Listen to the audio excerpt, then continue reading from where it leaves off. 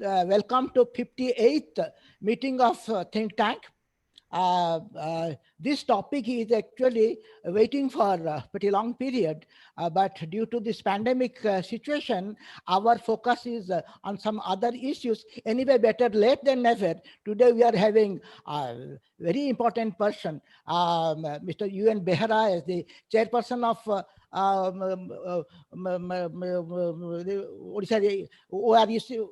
OERC, and also member Mr. BC Jena, ex-member. They are there, and then this is very important evening.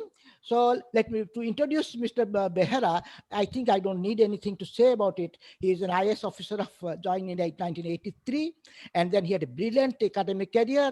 He was a mechanical engineer from IIT Kharagpur, and then people say that he was never 99 type person. And then in the administration, he had a very glorious record. He was principal secretary, forest and environment department. He was development commissioner. He was additional chief secretary finance. He was additional chief secretary home. He was also in the government of India in urban development department.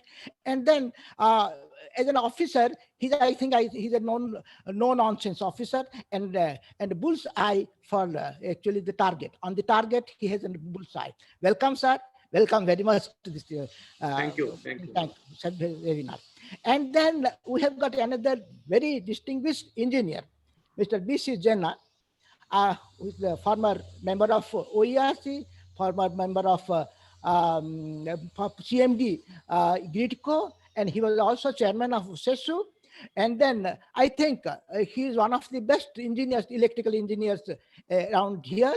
And then in recognition of his services, he was, I think, decorated with chartered engineer and also PE, professional engineer by the Engineering Institute. And then he had also many accolades in his credit. And welcome, sir. Welcome to this webinar. Then without wasting much time, and we have got another most important person, Dr. Suhas Pani, who has kindly agreed to be the moderator. You know, he's the ex-chief secretary, and he was also planning secretary of the Government of India. He was the secretary of Rural Development Government of India.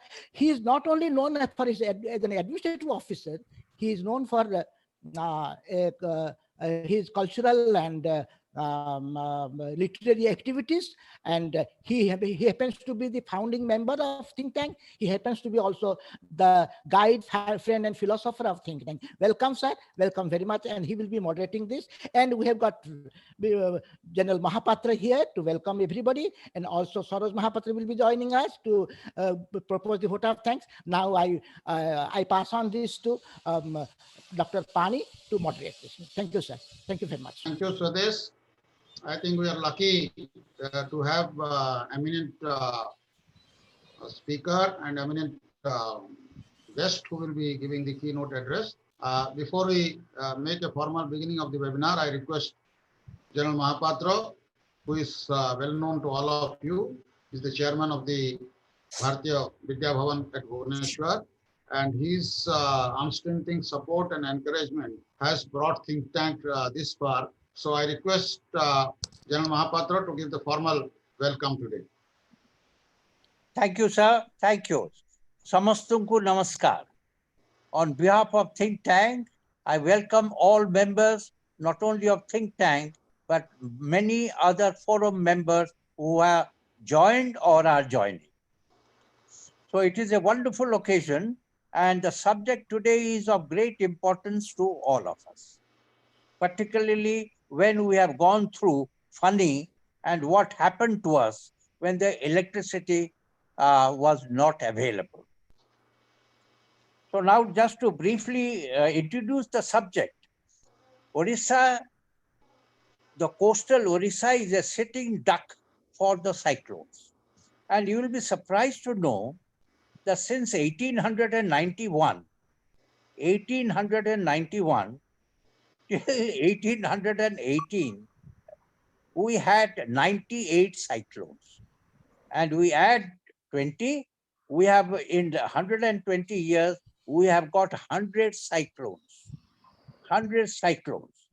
And out of that, all of you are aware, fully aware of 1999, the super cyclone. After that followed Falin, 2013, 2014 Hudhud, 2018 Titli, 2019 Fani, and 2020 Amphan. So series of them are coming in. We have been suffering. And this will continue because our location is such. Just to touch upon how devastating it was in 1999, all of us are aware and fully conscious of it. All of us have gone through it. That we had officially it is about 9,800 casualties, but really speaking, it was about 30,000. That is what the report is there. Not only that, the damages which took place, the fatalities, the death alone in Jagatsinghpur was about 8,000. And the damage was about $14.4 billion. And so many people died, and the river, the sea, and the area, coastal areas were totally devastated. I was very fortunate at that time. Immediately after the first day, 29th of October, that was the date it happened. On 1st of November, Government of Odisha gave me a room. Then I was coordinating with all the three services, Army, Navy, and Air Force. So 99 was a lesson for us, and the damages which was absolutely colossal. And that time, it has been the government of India came forward. They have given us about 3 billion rupees or 69 million. And foreign countries also they came, and the entire armed forces, Army, Navy, Air Force. So this is the first one. After that, we are all aware and conscious of it. Fani is the latest which we are aware, where the damages were so much that, and about 180 kV electric poles were damaged. And we did not have the electricity, naturally water, and it was devastation. But credit goes to Government of Odisha. After the lessons of 99, they were able to manage the Fani very well, even though it was 185 kilometer speed, hit Puri, 130 towers broken, death only 89. That is a colossal credit to Government of Odisha. And damage was 24,000 crores, 30% of the crop was damaged. But Government of Odisha and particularly ORD and all the people, they rose to the occasion, they restored it as fast as possible. And the last one, 2020, Amphan, West Bengal benefited from us, and the excellent records have been created. So with this is the most important thing for us. We are prone, it will continue. We have to prepare ourselves. Now over to our speakers and others who will give us a holistic view of it and what preparations are going on. That is all. Thank you. Namaskar. Thank you, General Mahapatra. Now, without losing any further time, I request Sri Behera to give his keynote address. As all of you know, he is one of the brightest officers of the Odisha cadre, and he has an excellent profile, and his experience is really enviable. And he is going to give us some perspective on the topic, for which the main speaker today is Engineer Sri Vijay Jena. So I now request Upendra to give his keynote address. Thank you. May I request on behalf, so all the members kindly mute the mobile. Kindly mute it. The video is okay. Kindly mute it. Thank you.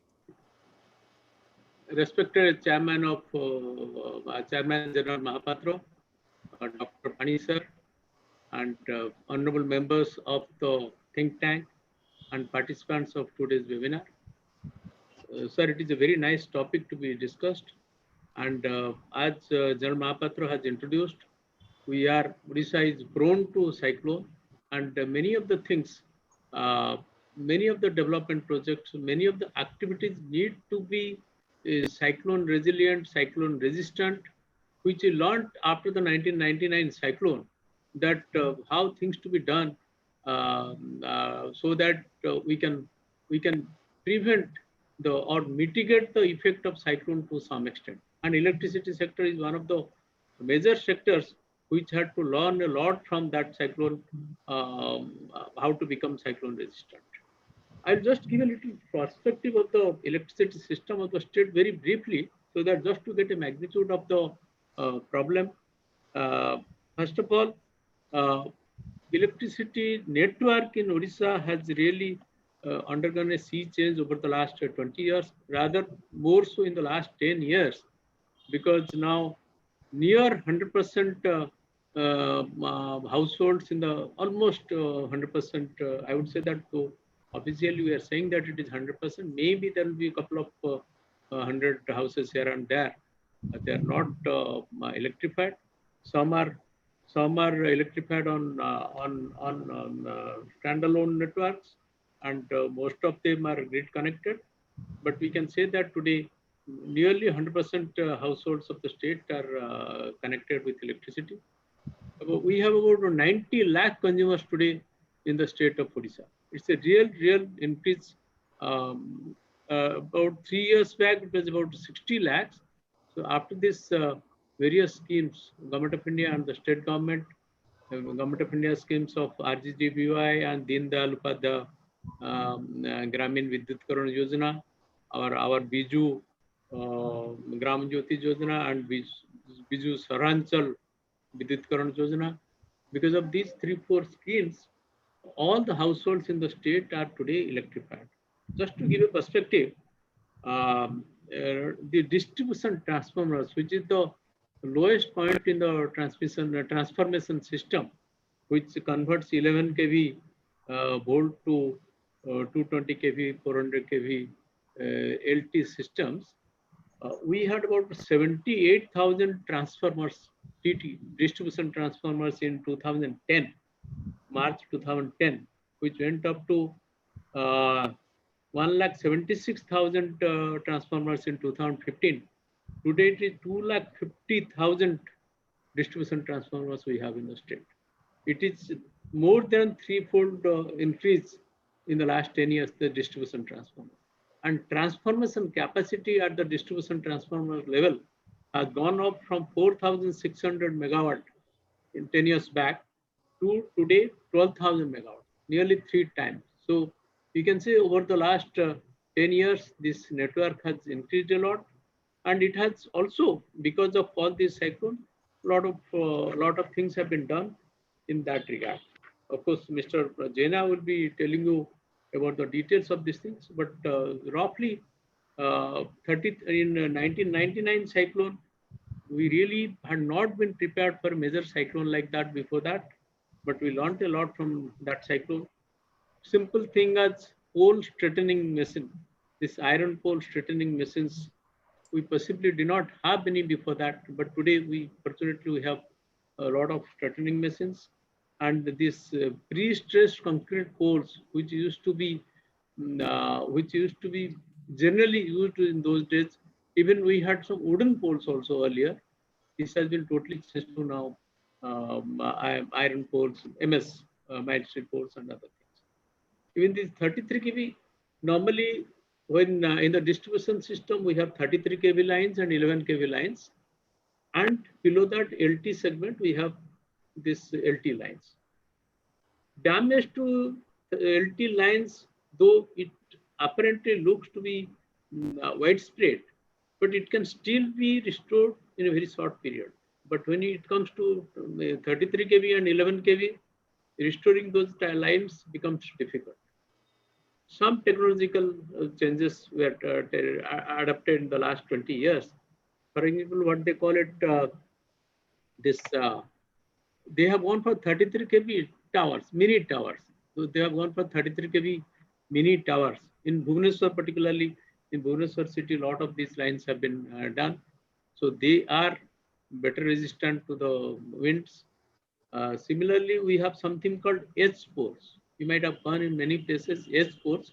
These are basically two parallel galvanized poles interlinked by horizontal member. And these are in place of a single pole, these H-poles are used. And these are supposed to be very good so far as wind resistance is concerned. These can also carry double circuit lines. These H-poles can also carry double circuit. So H-poles have been very widely used. Another major thing is underground cable of EST, ST lines. Though it sounds very good that underground cabling will definitely resist the cyclone. It doesn't have any problem for cyclone and wind problems, but it is expensive. But in Odisha, particularly in Bhubaneswar, this government of Odisha has supported this state capital region improvement project. It's a big project. Nearly 600 crores of funds have been made available by the state government. Many places they have gone for Bhubaneswar city, particularly part of Cuttack, they have gone for underground cables. One major this thing in this funny cyclone of 2019 we faced. Before that, there has been a 132 kV line from the Chandka grid to this powerhouse 220 kV substation. 132 kV underground cable had been there. So that helped us in restoring the power supply to the central area, which is served from that particular place. In fact, that is the powerhouse, powerhouse grid station is a very vital grid station. So it was immediately restored. Some of those LT lines, 33 kV lines from there were restored, and within 2-3 days, this power supply in the central area got restored. So there are more such lines coming up. Some have in the meantime come up, so that helps him. But remember, those are very expensive also. Underground cables are very expensive. At the end of the day, since we have gone for this cost-based tariff, or in the sense the cost has to be recovered from the consumer. After the reforms were taken up in Odisha was the first place to go for reforms. And the principle is that all cost must be recovered from the consumer. And that is what makes it difficult. Once you go for such thing, such expensive interventions for making the network cyclone resistant, you have to incur huge costs. And for stability of power also costs are needed. You see large number of grid substations have come up in the last few years, but at a huge cost also. I'll just give you a very simple comparison. We have, at the central level, we have got this Power Grid Corporation of India Limited, PGCIL, who is in charge of the central transmission network. They have been doing all these high voltage lines, 400 kV, 765 kV lines. They have been doing all over the country. And remember, they transmit only interstate, mostly interstate transmission is taken care of by them. We buy about 30 to 40% of power from through the, using the interstate transmission network. I just making a rough calculation. Last year, Gridco paid nearly 625 crore rupees for this interstate transmission cost to PGCIL.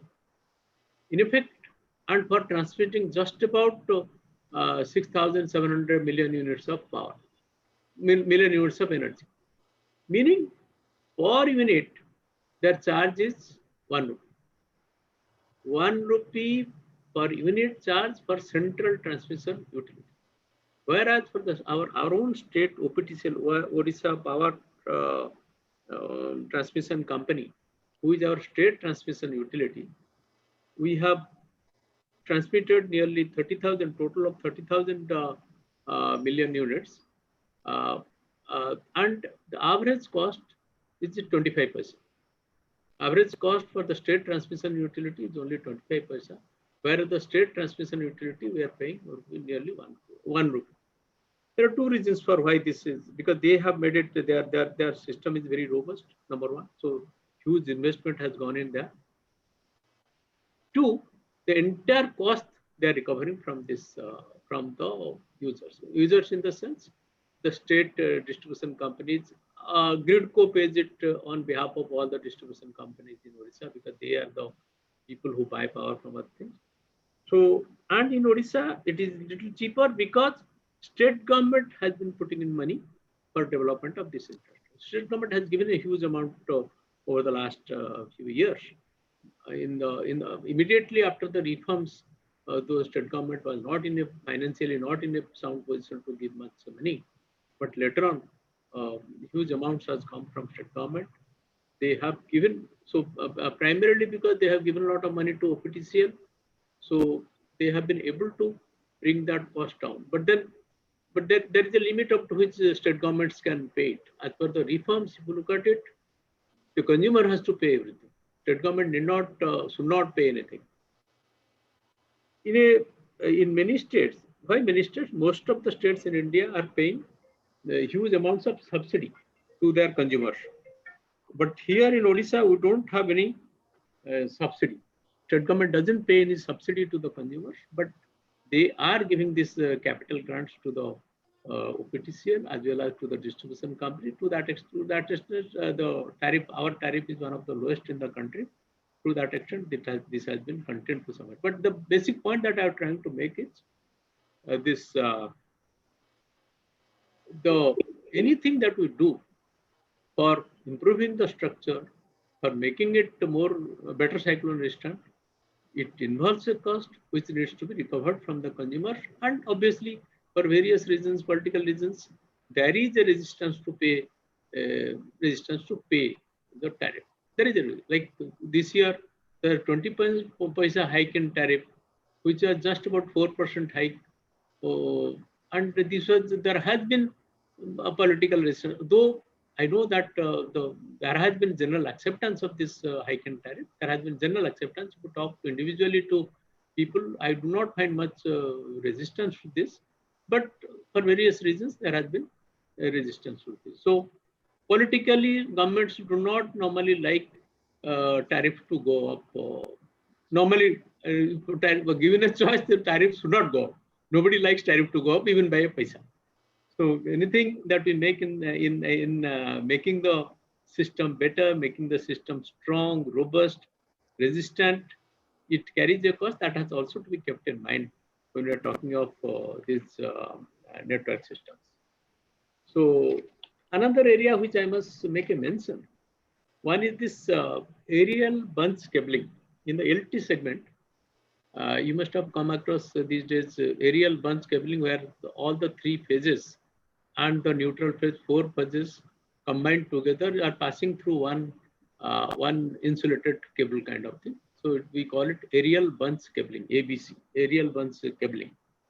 It has two advantages. One is from the cyclone point of view, when there are mild storms. When there are mild storms, normally these bare conductors, they give a lot of problems. If you put this, it withstands mild storms. A tree branch breaks, it doesn't cause any damage to the LT line. That is an advantage with this. Another advantage is it prevents hooking. It prevents theft to some extent. Normally, bare conductors are easy to hook, and this aerial bunch cabling is not so easy. Though people have got the ingenuity to do some kind of hooking in that with that also, but it prevents hooking to a great extent. And you'll be happy to know, in the last 10 years, the aerial bunch cabling as a percentage of total LT line has gone up from 25% in 2010 to 57% in 2020. Meaning more than 57% of the LT lines in kilometer terms have been converted to aerial bunch cabling. This is also a very good advantage so far as the wind resistance is concerned. Wind resistance, just not that it doesn't snap, it also, the trees falling and other things do not cause any problem. The mild storms, mild things, or reasonably strong winds will not cause much. So in this area also some work has been done. So broadly, I would say this at this stage. We can later on answer some of the questions if interest. And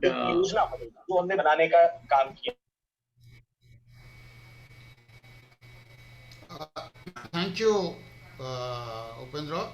That was a very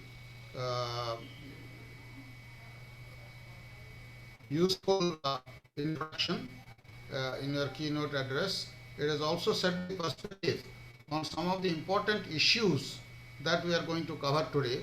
I am sure we will get a comprehensive coverage of these topics also when our chief speaker for today, Mr. Jena, gives his address. I would now request Mr. Jena, whom all of you know fairly.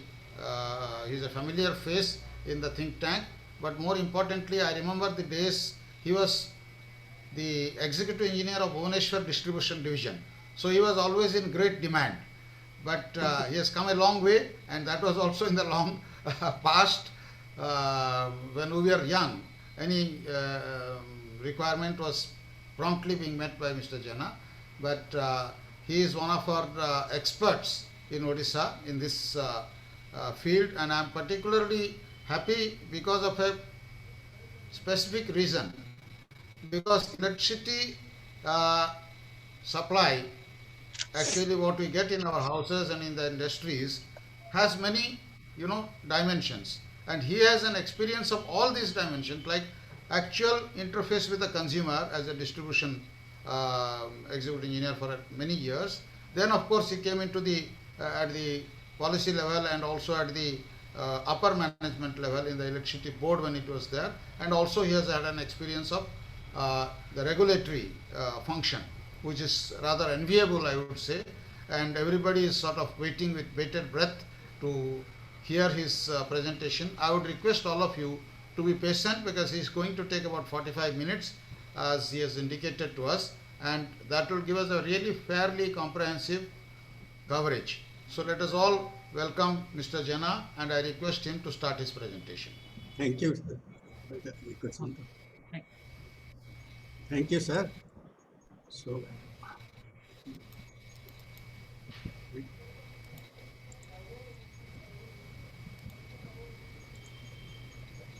now I will give the presentation, actually where I have brought a lot of facts, so that let us go through it.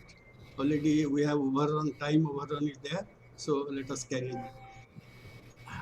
Odisha is vulnerable to natural disasters, floods, cyclone, droughts. Now, recurrent and increasing frequency. I have from 99, then 2013, 14, 18, 19. We had Amphan. Of course, Amphan didn't have much except that it grazed some area in the north of Baleswar. So that I have not built up here. And in 1999, I was the CMD Gridco when this disaster happened. And 2013, I was chairman CESU. So I have gone through the two things. Next. Actually, early precise warning, this is now possible nowadays. Previously in 99, we did not know anything until on 29th October 99, it happened. So this was not there. Secondly, loss of life, all these standardized evacuation, shelter management, all these things have been done by the government. Rescue, relief, technology, mechanization, this has happened. Previously, we didn't have even a power saw to cut the trees which are obstructing the passage roads. So all these things have now become better.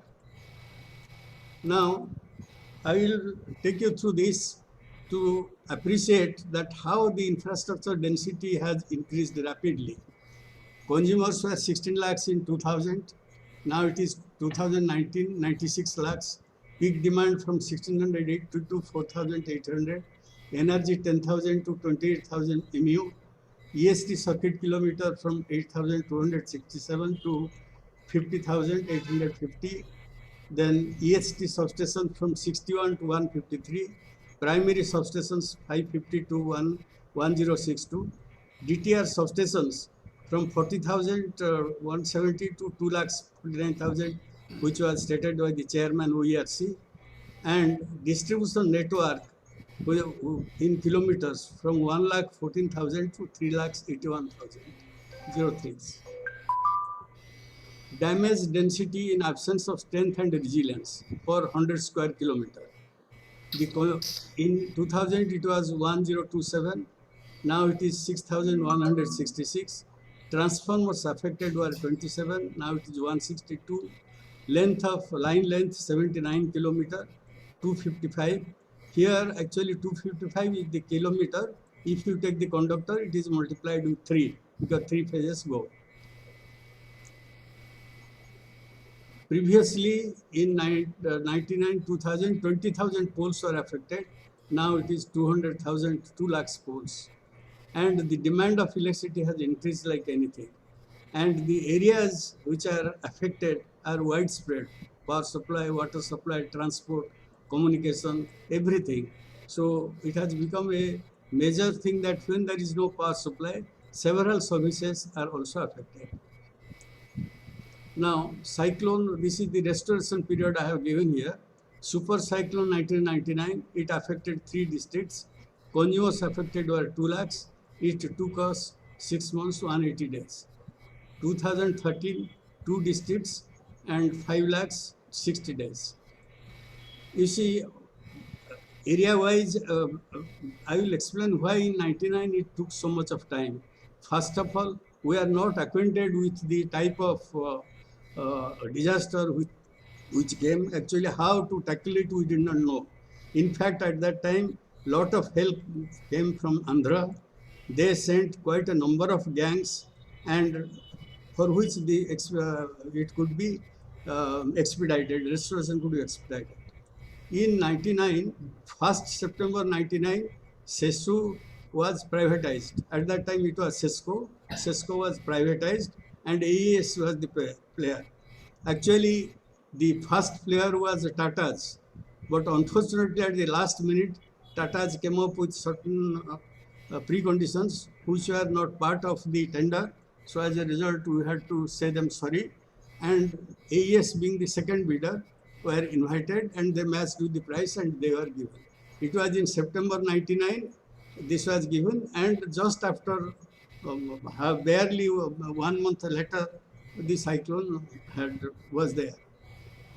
At that time, government took a stand that no assistance will be given since it has been privatized. Although we went on repeatedly telling that the assets belongs to the government, and secondly, government has got 49% share there, so they should come up for building up the restoration work and all that. Unfortunately, nothing came at that time. The World Bank and DFID, they were at that time, they were very much, because reforms are going on. They came to the rescue, and a decision was taken that whatever materials have been procured, project materials have been procured under World Bank scheme, all will be utilized for restoration of the distribution network. And that was a great help. That is how the timing and other factors, since I was there, so I just wanted to brief you. Now, what happens when the cyclone is on? Protect the grid from collapsing. All of a sudden, if one area goes out or one major portion goes out, what happens? Actually, the load goes down, the frequency increases, that trips out the generators, so that you have got a complete blackout, and it becomes very difficult to bring it back. Due to this advance warning, we discuss with the critical consumers, generators, RLDC and national load dispatch centers, and we strategize how to go about it, what happens, so that they are prepared. Because what happens from Odisha, because we are surplus in power, many states, they were taking at that point of time, Madhya Pradesh and others. So they will also be under darkness once our supply happens. So this is now happening, which was not possible in those days.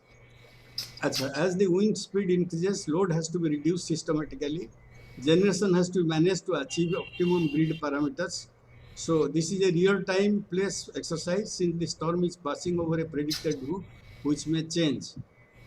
Once the storm recedes, similar exercise is to bring back demand and supply. Now, damage assessment post-cyclone. Just after the cyclone, first 24 hours, we cannot go to the place of damage. Only foot patrolling parties, bike patrolling parties, they go. Then the next 2, 3 days, localized work by pre-placed gangs, they cut the trees and they restore. Then 72 hours after that, that means 3 days, preliminary damage report are prepared, and really the uh, central gangs, they can move inside and do the restoration work, including the HT lines and LT lines, so that power supply to consumers and including service wires. Because what happens during cyclone, lot of service wires are completely snapped. So those are to be also restored for giving power supply to restoring power supply to the consumers. Now, these are the few pictures I would like to. It is possible nowadays through the drone camera, we are able to get all these damages, which was not possible then. See, the middle one, the transformer, pole mounted transformer is lying on the ground. So this is the damage which has been done, tower damage in Nimapada Puri 130 kV line, then Khurda Puri, then Nimapada Puri line, all these. Then these are the 33 kV lines which were affected. These are the 30 kV, 11 kV lines, and substations, how they have been damaged. Build back better strength and resilience. Natural disasters, recurrent frequency, intensity, need to revisit the design and practice of power. So these are the mandates before us, which over a period of time, they are being developed. Now, another constant is our power transmission lines are designed for a wind velocity of 50 meters per second, which translates to 180 kilometers per hour with a varying factor of safety. Whereas the real cyclone strikes at about 200, 250, like that, above 200 kilometers. So although there is a factor of safety in the tower, but still then, because what happens in a tower, the members are sometimes stolen. And because of aging or rusting, it might have become weak. So these are the factors for which leads to collapse of the tower. So tower structure materials also needs to be modified. Underground cabling system as a backup for overhead towers, which our chairman OERC just mentioned, that there has been a cabling work, particularly under this capital system development, from which 130 kV line has come underground, just below the 33 kV line, up to the Unit 8 powerhouse, from which there is an indoor 130 kV gas GIS substation, gas insulated substation, from which it is stepped down. So it not only protects the line, also the voltage is also goes better because the 130 kV supply has come almost to the center of the load. Then another thing is coastal Odisha, which is very vulnerable to these cyclones and floods. We do not have 400 kV or 220 kV ring line, from which actually one portion which is damaged, that is switched off and power is given from other side, the ring main supply. That needs to be done. So that is what I have mentioned.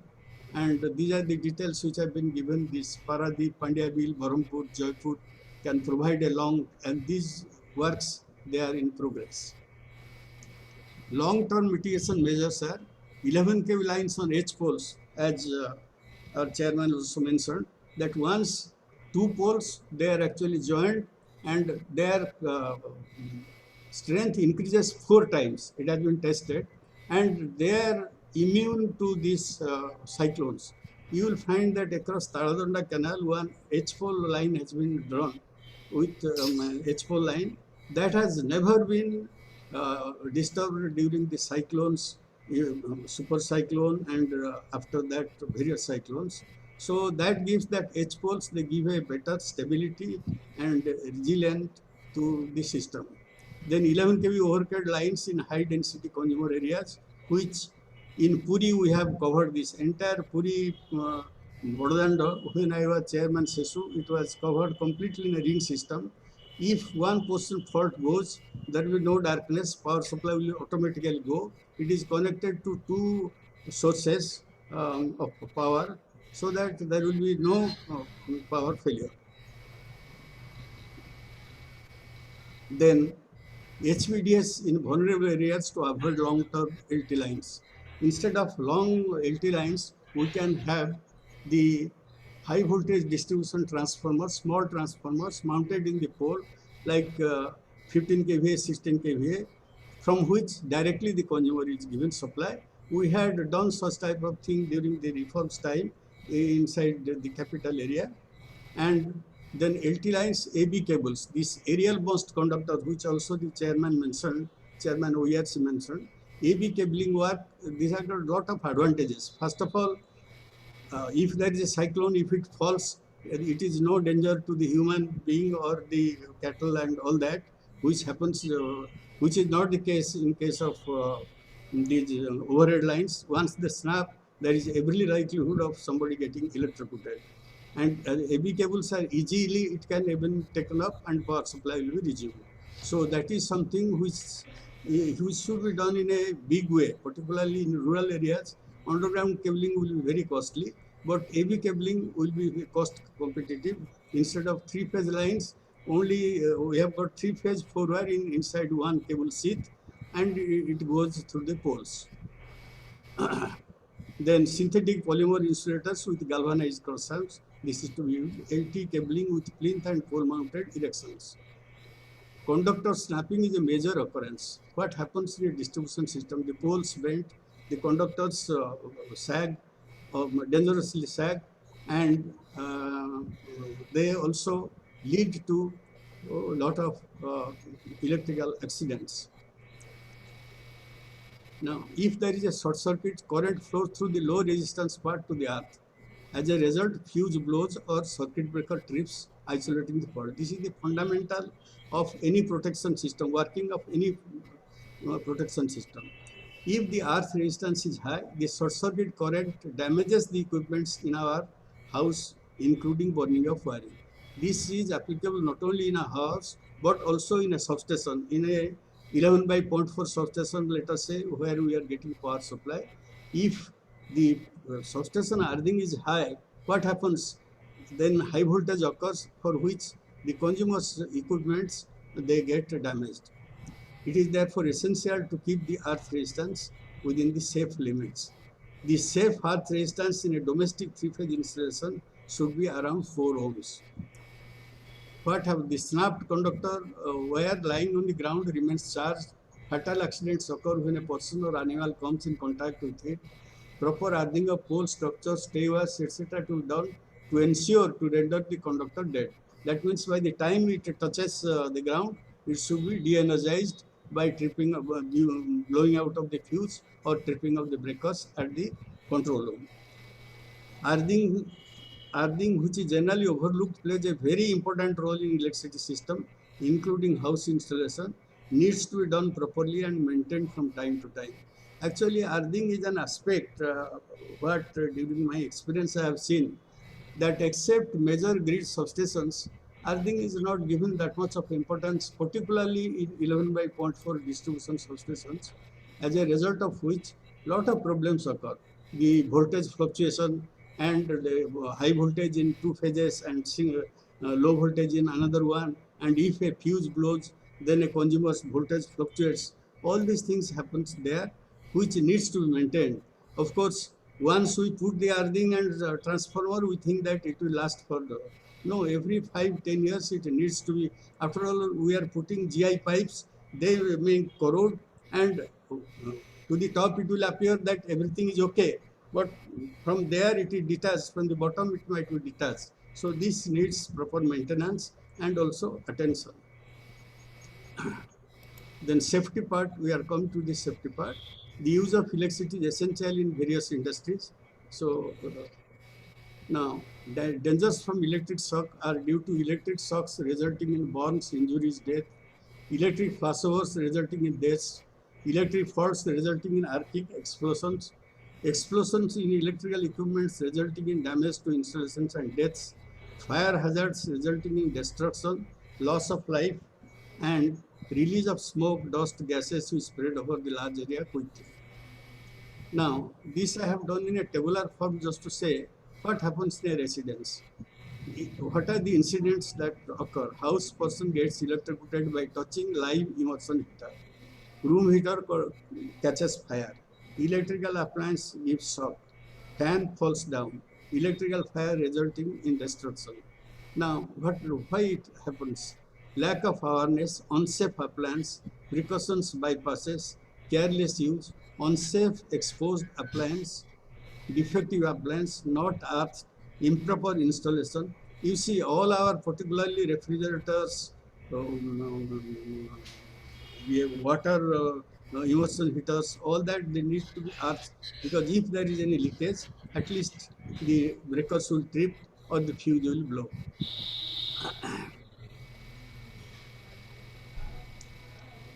Now, what happens when how electric shock takes place? Electric current flows through human body, and that creates the shock. Shock may occur due to the following reasons. Part of human body bridges two phases wires by direct contact. That means we touch the phase wire. Standing on a earth, we touch the when part of human body bridges one phase and earth, two phases and earth by direct contact. This happens in case of working. For example, you have got a three-phase connection and there is one AC which has gone one supply, and the house, domestic bulbs and other things, they are connected to another phase. So during that working, it is possible that we can, this may happen. When part of human body bridges two arms. Now, resistance of human body parts.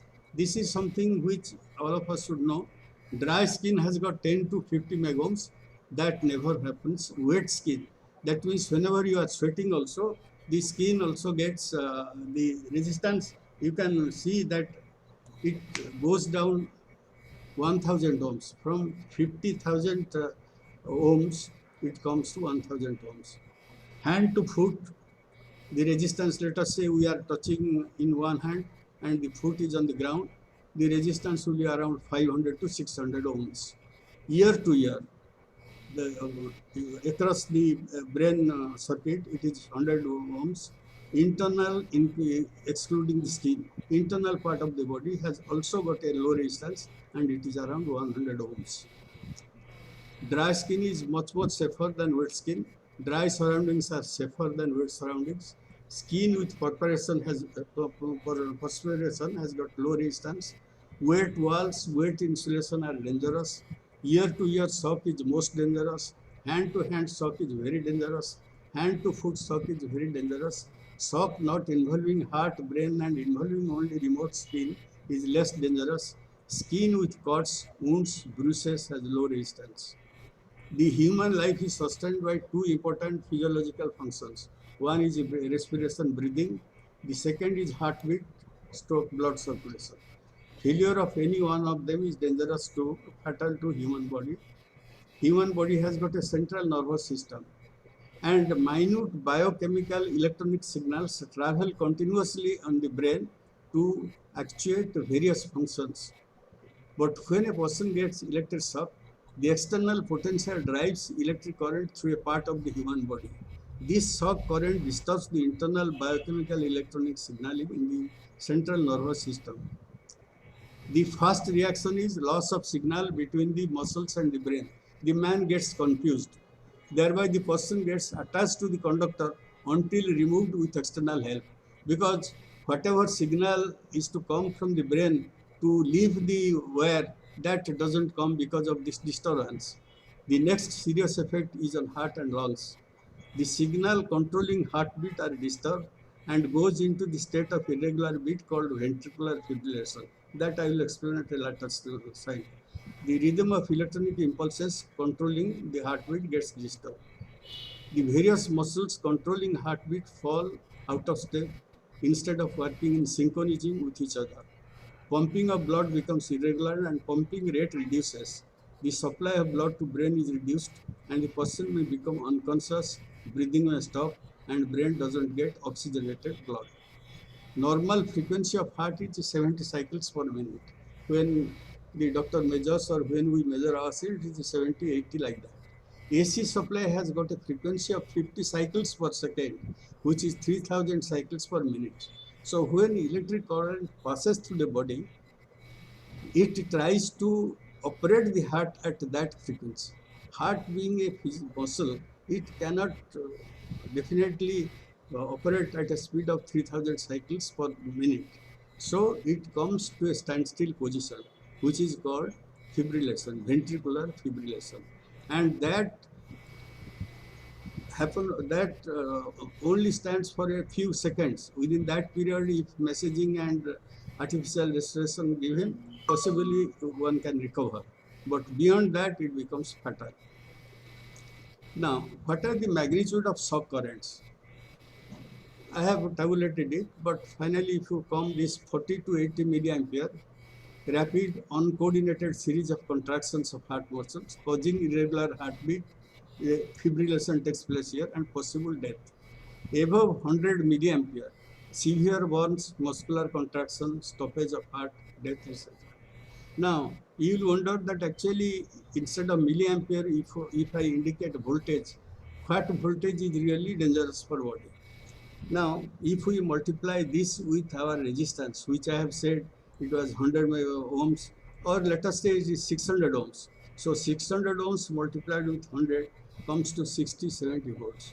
So actually, to that extent, even a 110 volt supply is also dangerous. What to speak of 220 volt, which means that we have to be more careful, more vigilant, and see that insulation and other things really is in place. So I think I have concluded my speech within the required time. Thank you. Thank you, Mr. Jana. I think we have received a very educative presentation, which is of great informative value for all of us as consumers.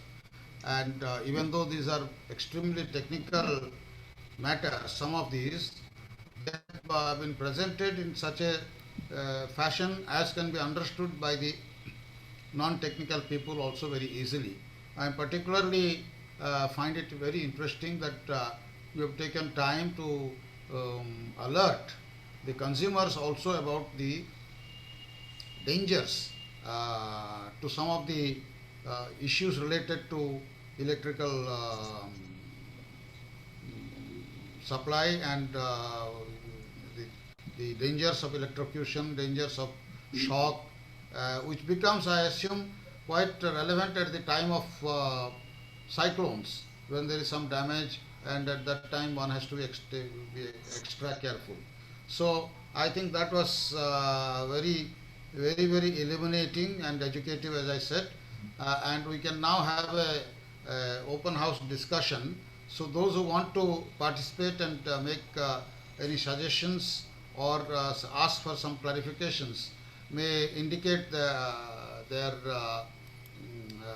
willingness to participate, and then we can our technical people will switch on your mic and then you can speak. I think General Mahapatra wants to speak something, so let us hear General Mahapatra first, then we will hear Mr. Balamukunda Das, who is also wanting to say something. Absolutely brilliant presentation, and what Subhash Babu has said, that how beautifully it has been given out. The importance is well known to all of us. And UN Behera sir, when he explained, I just want to ask him two things he mentioned. underground cable, the benefit, and the aerial board. If these two things are of a superior thing, what are the constraints and what are the problem areas that we are not able to do much more than what is possible at present? Question to Mr. Behra. Yes, as I said, on the aerial bunch cabling thing, in cost terms, it is not much more higher than the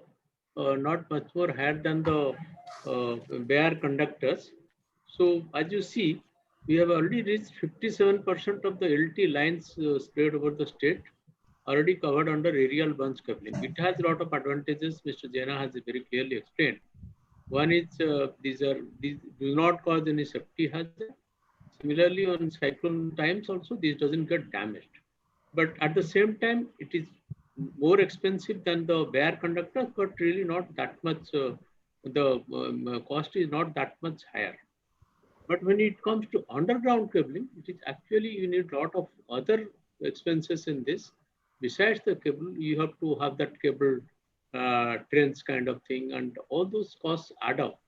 And underground cabling is actually much higher, much more expensive than the overhead lines. That is why not much progress has been done in the underground cabling thing. Even in many developed countries, you'll still find this underground cabling done in a very limited areas. Let me tell you, when I was IDCO MD, we were trying to develop this InfoCity, which you see in InfoCity today. We are developing it as a export park. So when that was being conceived, I had gone to Singapore to see the Jurong Town Corporation, and I had a dream that the entire cabling in that InfoCity will be underground cabling. But I found in Jurong Town Corporation in Singapore that all the conductors were overhead. Then I checked out, the cost was more or less 7 to 8 times higher than the overhead. Underground cabling will cost 7 to 8 times higher than the normal overhead lines. So I abandoned the idea of underground cabling in InfoCity Bhubaneswar and went for normal conventional overhead lines. So underground cabling is really very expensive, but it is also foolproof. It has a lot of advantages so far as all these things are concerned. It doesn't take much of space, doesn't clutter up your landscape. It doesn't cause any safety hazard, but at the same time, it's expensive. That is why we have not been able to make much headway. Though 600 crores have been sanctioned for Bhubaneswar Cuttack alone for this underground cabling. That also not the entire city, only limited portion to be done, not in the LT segment, in some EST and ST extra high tension, that is 132 and 220 kV segment, and some 33 and some this 33 kV and 11 kV segment. LT they have not. LT of course we are going for this aerial bunch cabling. So primarily because of the cost thing, we are not able to go for underground cabling, though it has a lot of advantages. Thank you very much. Mr. Thank you very Das, much. would you like to add something, Mr. Balmukunda Das? Would you like to add something, Mr. Balmukunda Das? Yes, sir. Please. Yes, sir. So let me first introduce myself, sir. Are you able to hear me? Yeah, we are able to hear you. Please. Okay. Please go ahead. Sir, I am Balmukund Das, retired Chief Engineer, Government of Odisha Electrical. Okay. And I am also visiting professor in BPUT. I have heard this topic on this effect of super cyclone in the distribution system, and Mr. Bhishana also have a very exhaustive data and presentation on the subject, and also you have also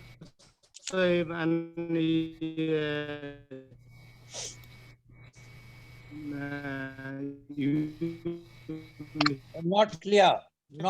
UN Behra also has given a Please speak brief where your account of the mic whole is system. located. But what I want to tell, sir, I have worked out on this underground system, and in most of the places in Europe and many countries, just underground system, their overhead system and overhead system cost is only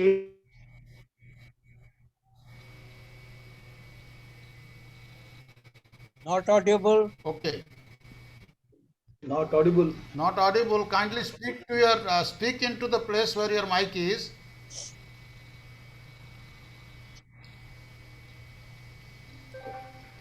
I think he has gone off. Kindly speak into the mic.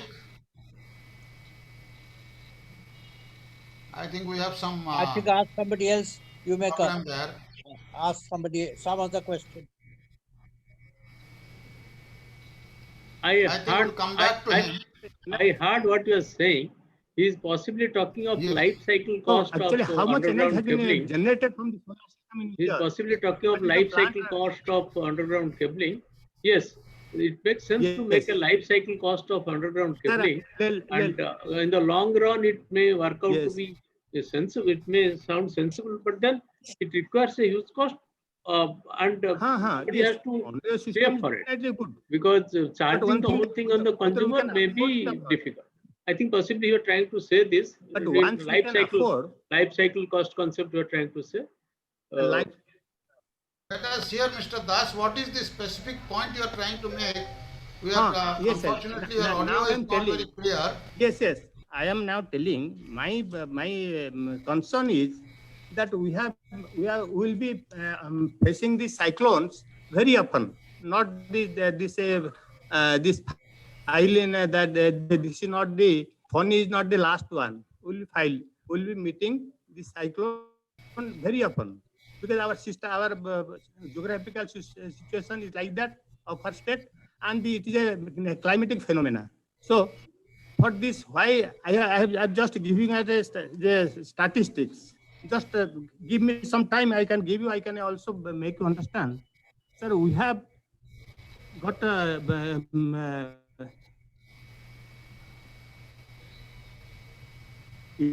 11 cable lines operated 39,000 kilometers. LT line 8,000 transfer 11,077. So what I have seen some of this area in the Bhubaneswar only, but I think because of the lack of supervision at the initial stage, at the construction stage, these things has happened. Unfortunately, your I have voice is personally dropping. seen that when you take a line, yes, but how can I help it, sir? So when I think this supervision, lack of supervision, main problem in the devastation, lack of supervision, I tell you. Okay. Material is that not is so good. is not concerned. But if you see the LT poles, you will see that only cooping has been done only on the overground. Underground is very less. So, and most of the LT poles have been broken like that. One. Second thing, that when there is an angle for the poles, when we take, because these poles will take hardly 2-degree angles, it can sustain. But when the angle becomes more, they don't put a stay or a guy. So naturally, the sheet will fall. This will naturally fall. Secondly, the other thing, the falling of these poles because of these two main reasons. Because of the construction defect and supervision, mostly supervision defect. Material has been given, good material has been given, but there is no checklist by the superiors. I can. Yes. That point has been noted. Any other ideas you have? Dr. Right. Pani, this is Vivek Patnaik speaking. Can I have the floor? One thing. Sir, And second, we'll come to you. Yes. I think So I have, so that Mr. time Das? is not so I will not be taking. I will not be taking much of time because other speakers may be there.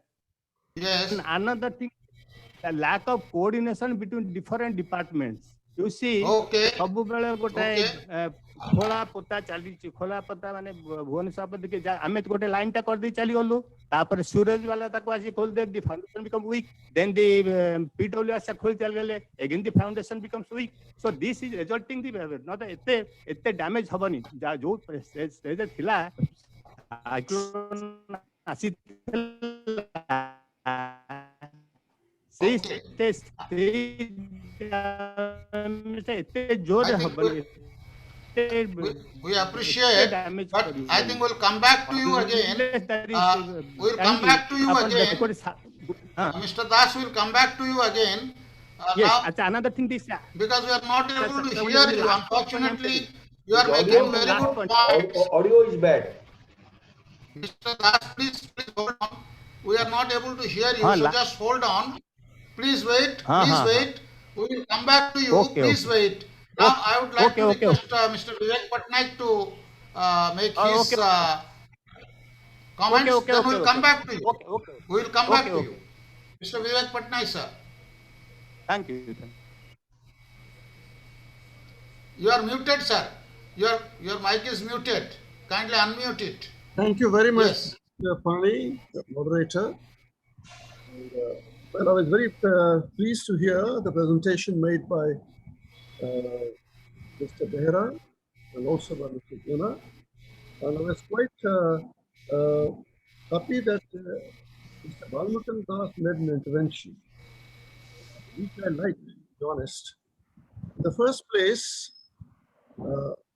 safety is not only connected with the cyclone. Normally, electric safety is a big problem, not only in Odisha, but elsewhere in India also. And in normal times, many people get electrocuted, including the electrical workers. Quite a thought that since the chairman of the Regulatory Commission is here, basically, safety is a matter which should be under the purview. Sir, kindly speak to the mic because your voice is also not very loud. Yes, I know. I'm getting some resounding. You see. Am I clear now? Am I clear? Yes, better, sir, much better. Okay. Should I repeat what I stated, or you have heard something what I have spoken? First, I think, sir, it will be better if you repeat. okay. First, let me say that I was very pleased to hear Mr. UN Behra and also Mr. Jena. Both of them spoke very well and they covered the subject very adequately. But I must also like to emphasize the point which is raised by Mr. Balmukunda Das. He is an engineer and he has raised a very fundamental question, that lack of supervision. Honestly, safety is not only a matter post-cyclone. Safety in electrical sector is normal times is a big problem. I was associated with this department for a long time, 90, and even for a short period of time, I was the chairman of CESU also. And Mr. Jana knows very well. You see, we have safety manuals in place, and the Regulatory Commission must supervise whether the safety manuals are being enforced or not. And this is a very important matter. And in fact, I would suggest the Regulatory Commission may take a view that for every distribution company, there should be an audit, safety audit. Safety is the biggest hazard in the country, in every sector. Whether it is factory safety or it is electric safety or railway safety, we know very well, very often the elephants are executed, the workers are executed, I mean, they're electrocuted, elephants are electrocuted. So therefore, I would suggest that Regulatory Commission will prescribe certain regulations after the safety audit takes place to every electricity company. Thank you very much. Thank you, sir. I think Swadesh wanted to make some point. Would you like to make some point? Okay. Now, if anybody else wants to make a point, that will be that is welcome. Otherwise, I'll make my summary. I think Mr. Padi, please unmute. Please unmute and say, Mr. Vinod Padi. The floor is yours. Please Yeah, unmute yeah, yeah, now. Okay, yeah. please. Am I audible now? Yes, please speak loudly. See, I'm really happy to join this webinar where engineer like Mr. Jena and people in authority like Mr. Behra and Mr. Patnaik and Swadesh Patnaik taking all care to organize this. I got the information through him. My point of observation is rightly said by Mr. Patnaik, safety audit. And as far as the residential supply of electricity is concerned throughout Odisha, a contractor does the job and gets a certificate, he takes everything.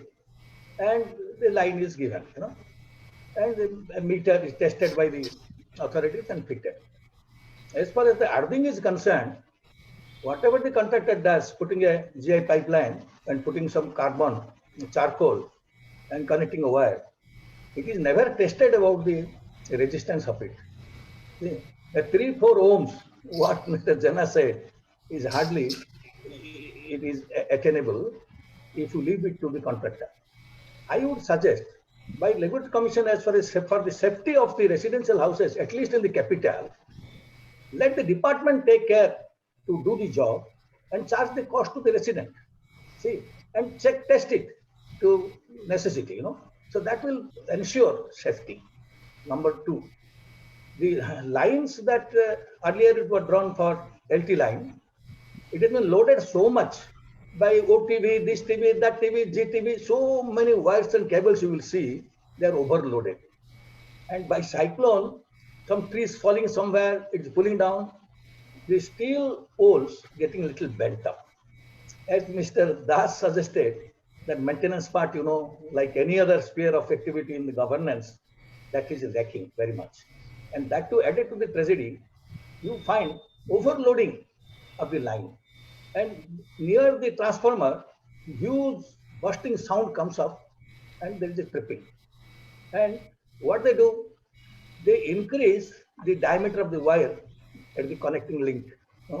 It is okay, it is immediately restored.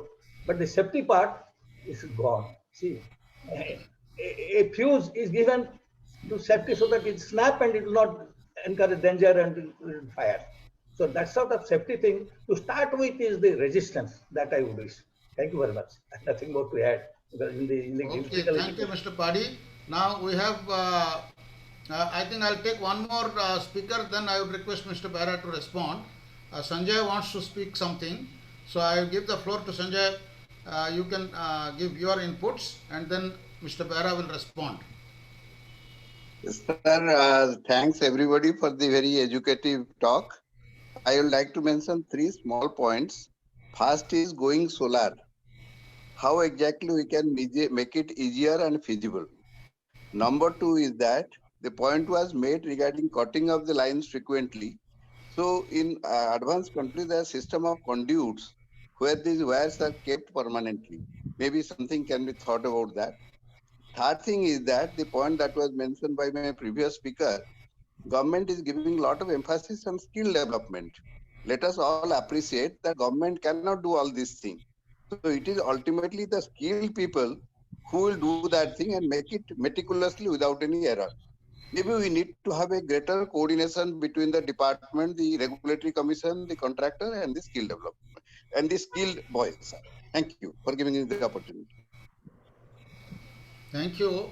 Now I think we'll hear Mr. Behra once again because he wanted to respond on some of the points made by the participants. So Upendra, you have the floor. Yes, sir. Yes, sir.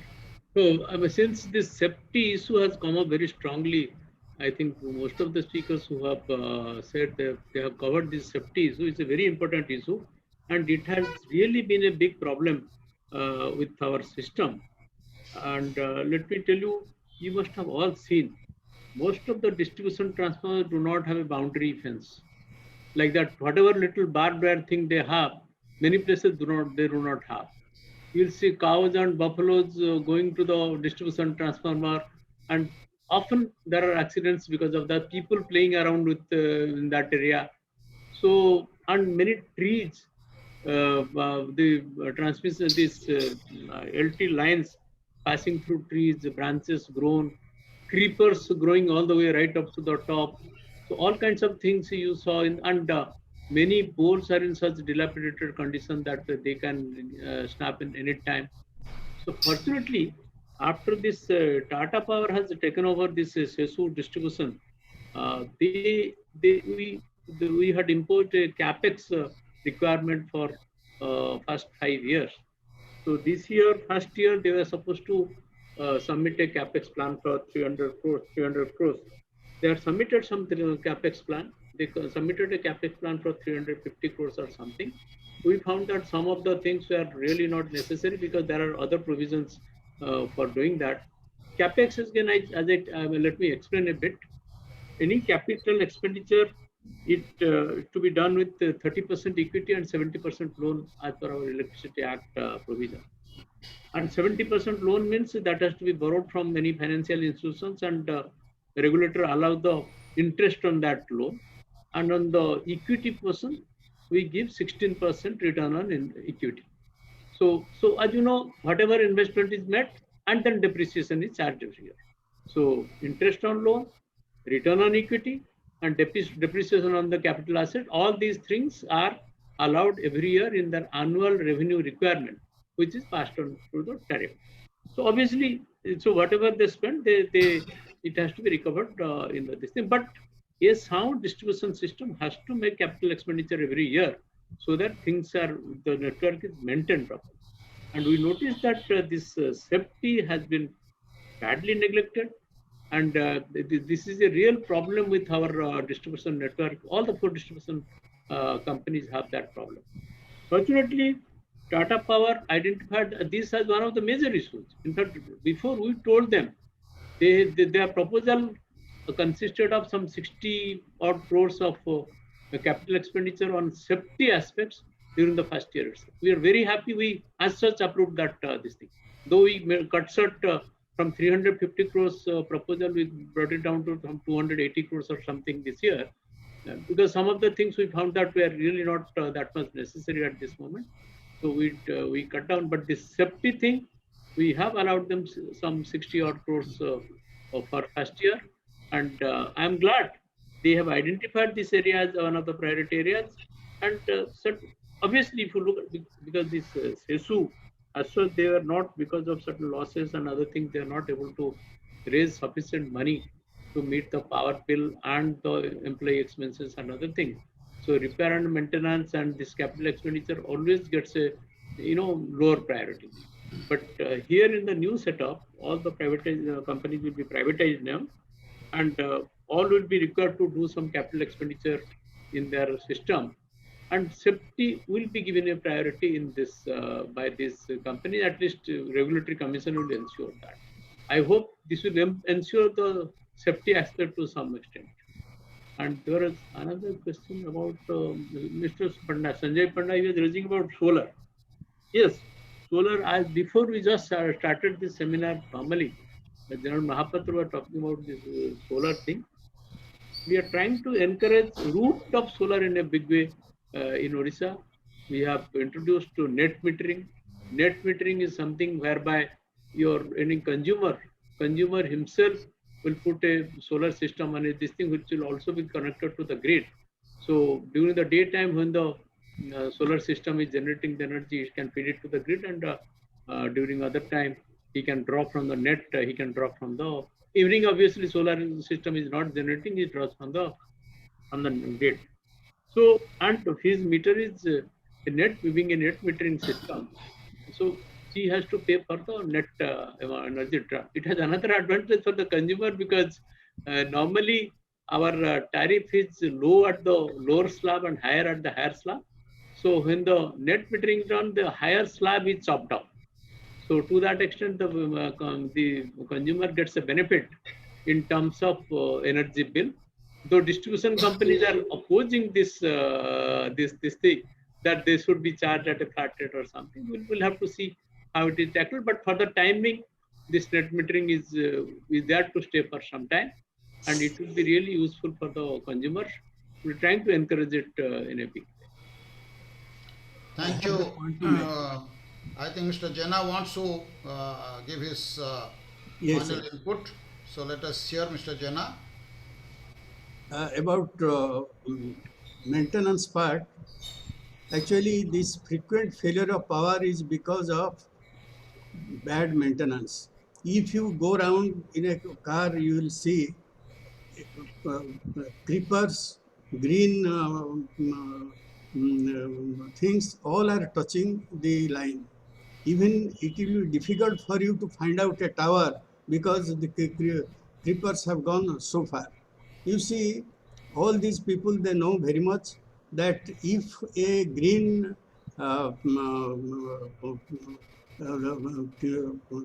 touches the conductor, there is a loss of 1 unit per hour. So you can imagine how much loss is occurring because of bad maintenance.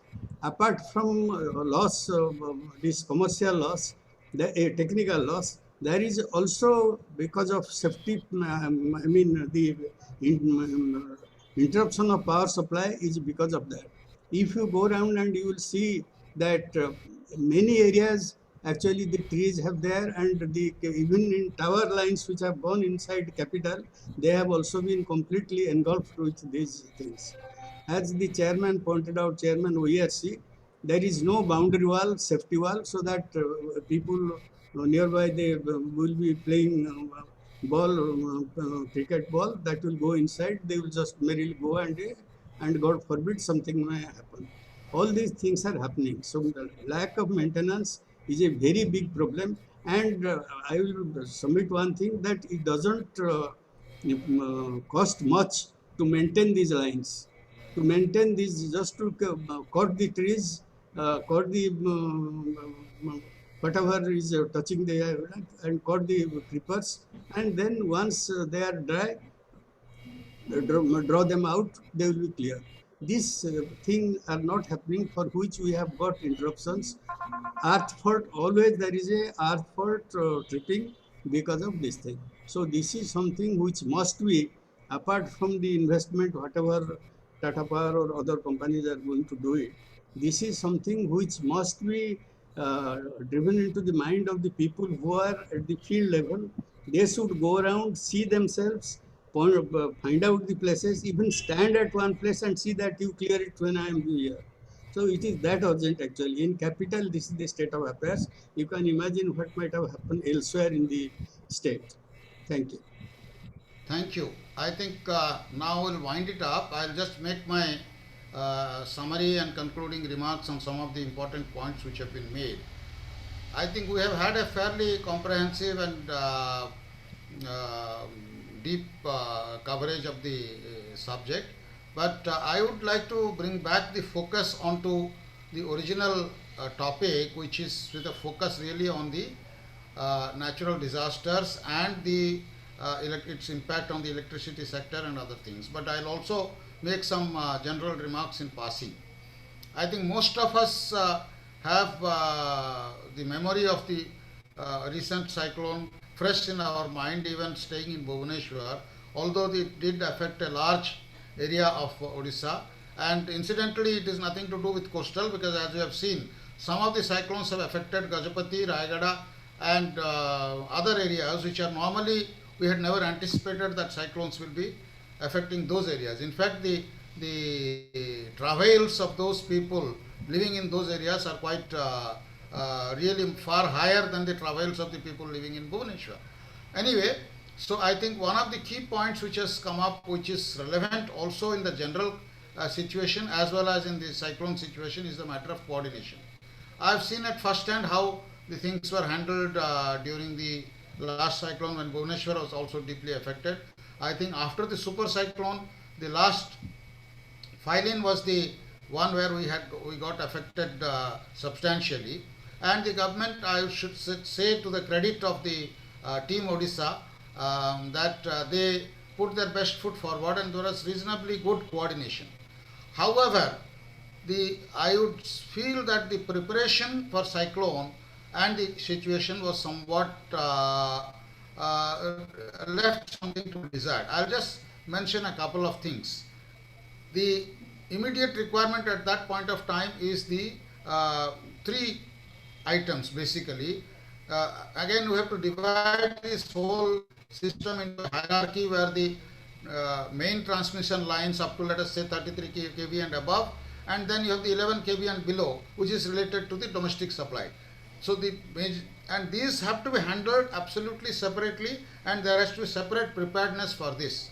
Whereas LT transformers may be easier to procure, but I think we have to have a reasonable stock during the season, so that in the off season, in the normal upgradation, these can be utilized, but the buffer should be available before the cyclone season. This is a general point. Similarly, about the poles, I found that that was also a problematic situation, and since I know most of the officers and I had little detailed interaction with those officers who were coordinating it during that time, even Saidnagar was one of the badly affected areas, and the Chief Secretary then took some personal interest, and then the coordinating officers also visited the spot. It's not as if that they were not supervising. What was found was that they had difficulty in procurement, whereas Andhra had already predefined, pre-finalized contracts, and some stocks was already in the pipeline, and some they were ready to deliver in a matter of 3 to 4 days. So some of the big companies. So what is important is that the distribution of the orders in advance and the ability and the need for keeping some buffer stock, that is something extremely important. Third is, of course, the cable.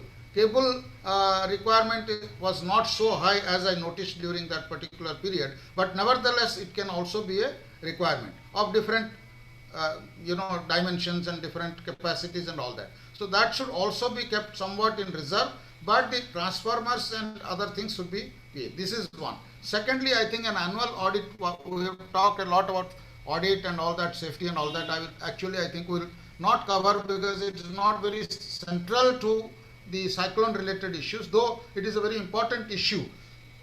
But I think our readiness to meet the cyclone season by checking the weaknesses in the system a month or two in advance, that would be very critical, and that would be make us helpful, make it very helpful.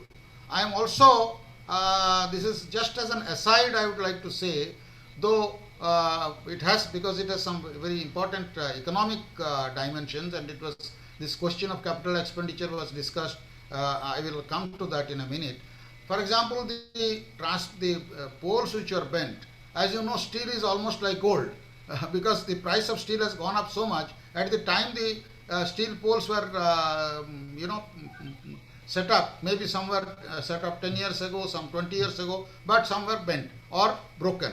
Now these have to be also retrieved in time, because you will partially recover the cost quickly, and these have to be some pre-decided arrangement should be there, so that they can be aggregated, they can be put in a some stockyard, they should be every replacement should account for something which is recoverable. I think as far as the poles are concerned, if these are steel poles, you can definitely recover 25 to 30% of that cost, which is a very great help.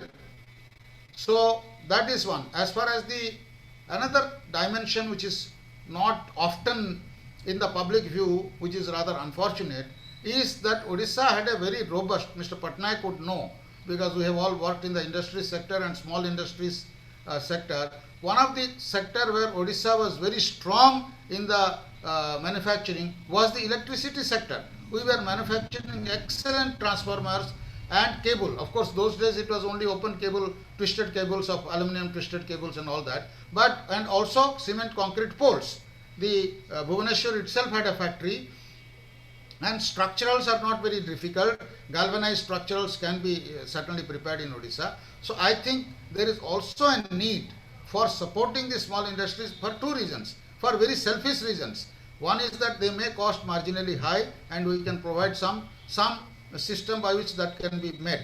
But more importantly, they are readily available, and they can rise up to the occasion quickly. I know some of our manufacturers have gone outside to Gujarat and other places to manufacture. Unfortunately, I am told, though this is not a forum to discuss that, because it is important, because of certain reason related to our quick repairing and restoration. Some oil leakage is there, something is there. Some of the transformers can be refitted quickly and brought back to service. Now what happened, I am told that when the first round of this bifurcation of the or trifurcation of the electricity system into distribution, generation and transmission came about, the initial, I know for a fact that the initial people, they were supposed to invest in the maintenance and upgradation of the system. It was originally transported at 1 rupee notional cost, the entire system.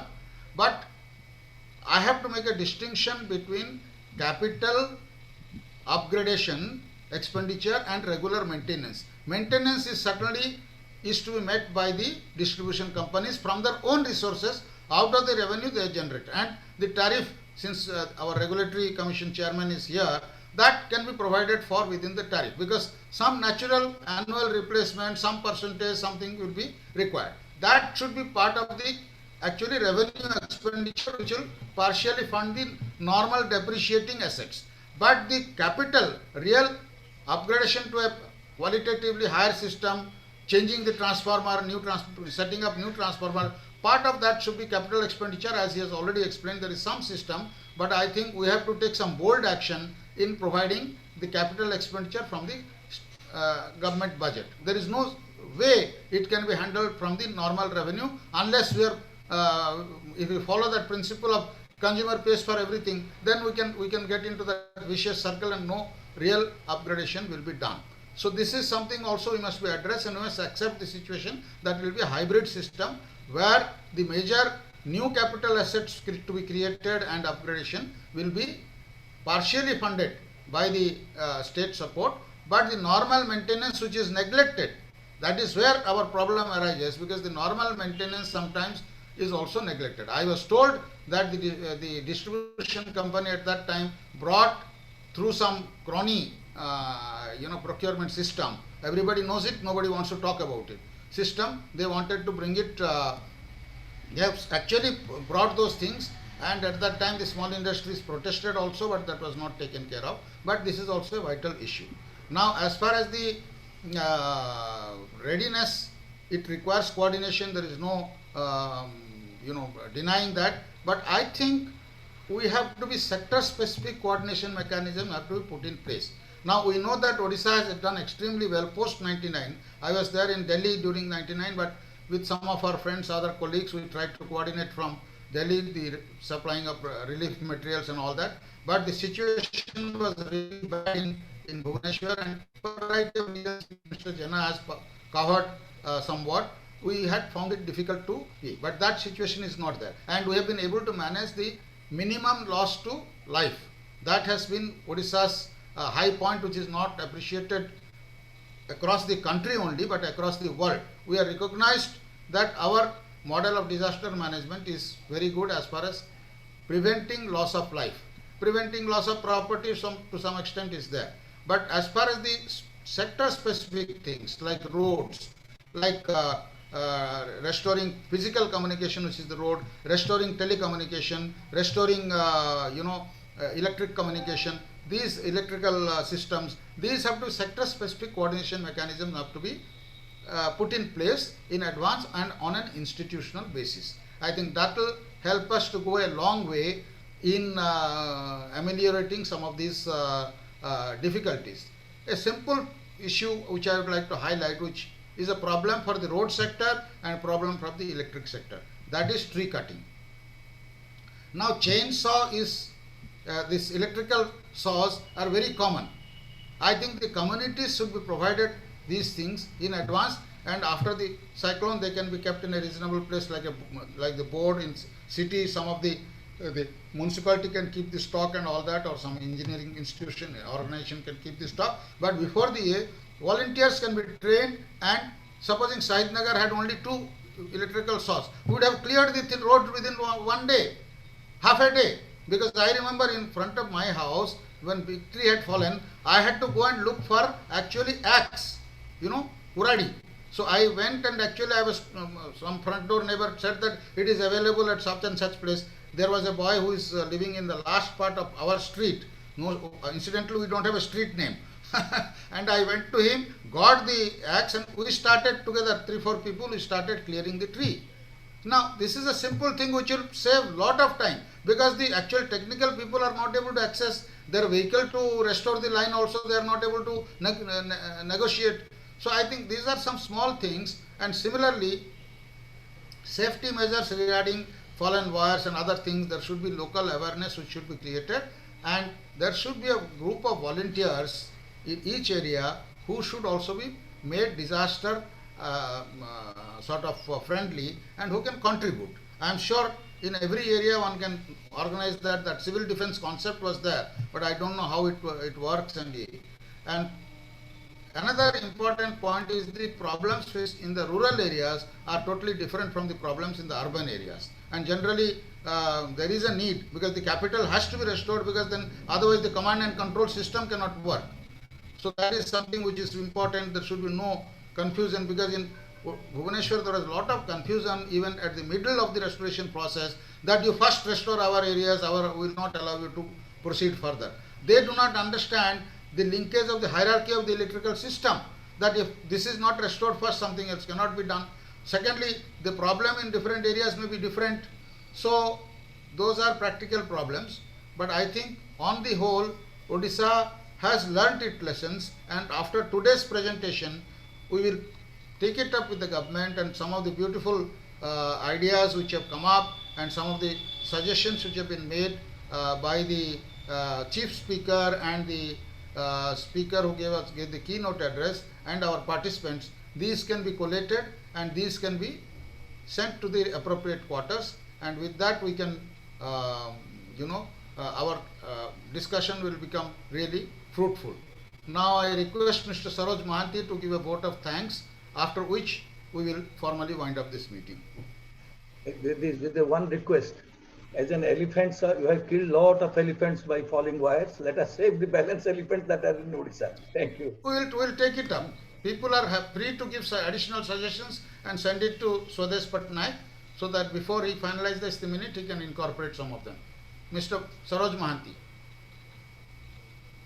Okay, thank you.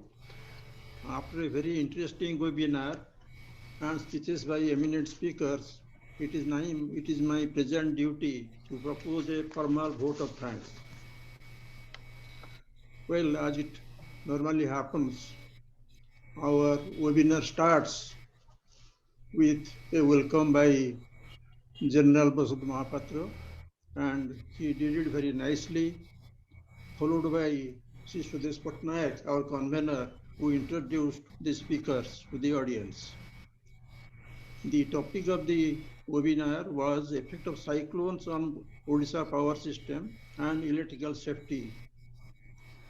The keynote address was given by Sri Upendranath Behera, and he covered the topic very nicely and devoted a lot of valuable time for us. He was followed by Sri B.C. Jena, former member OERC, who gave a detailed presentation with slides and a lot of statistics. We thank both the eminent speakers for their valuable time and for the way they have covered the subject. Dr. Subhash Prani conducted the proceedings, moderated the subject, and at every level he was able to summarize the topic for the benefit of all of us. In fact, we can say that in addition to being moderator, he was another speaker in today's proceedings. We thank you, sir, very much for your interest and for the time you have given to us. He also nicely summed up the proceedings at the end. As you all know, whatever you do in our think tank, it will not be possible without the help we get from Bharatiya Vidya Bhavan. The Secretariat help. Dr. Tamotia is not here today, but he is always behind our work. And of course, General Mahapatra is all the time present. Then, though it may look simple, it is not that easy to conduct a webinar like this. It has been all the possible because of the technical help we get from Professor Swarup Pradhan and his team. We are ever thankful to them. And it will not be proper for me to miss Sri Swadesh Patnaik, who has been meticulously planning all these webinars. He even says who will speak for what and for how much time. And time will be sometimes 3 minutes, sometimes 4 minutes, like that. So much time is spent to see that webinars are conducted properly and satisfactorily. We are very, very thankful to you, though you have asked all of us to do what we should do. Then last but not the least, we are today 17 participants, and most of us have taken interest in covering the topic one way or the other, like Sri Balmukundas, then of course Sri Vivek Patnaik himself, and then Sanjay Konda, who brought the topic of solar power in this discussion, which is very, very timely. We are thankful to all of them. As they say, last but not the least, without participants, no webinar or no seminar will be a success. So we thank all the participants, including myself, for giving the time to this one. Thank you, one and all. Thank you, Mr. Mohanty. I think with this, we'll wind up today's webinar, and we look forward to meeting all of you again when the next webinar is scheduled, which of course you will receive notice in due course. Thank you. Thank you, sir. And good night. Thank you very much. Thank you, everybody. Thanks. Thank you very much. Thank you. So we'll now close the webinar, sir. Thank you. Sir. Goodbye. Thank you very much for conducting such a nice seminar. Thank you. Okay, goodbye. Bye. Goodbye.